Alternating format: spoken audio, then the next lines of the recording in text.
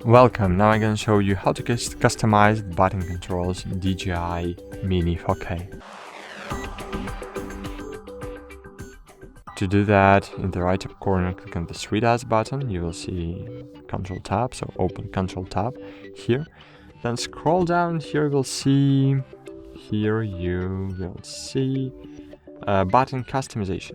Click on it, and here, for example, here we have press and double press of FN button. As you can see, here is the function button, and in this way we will customize the FN button. So for example, to press, if you will press it, it will, for example, it will open camera settings, and when you will double press it, it will recenter the gimbal.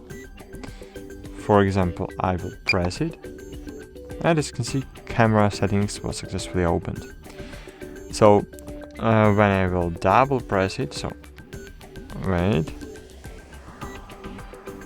when I will double press it,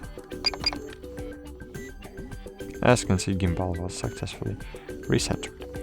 So that's it, thanks for watching, like this video and bye, see you.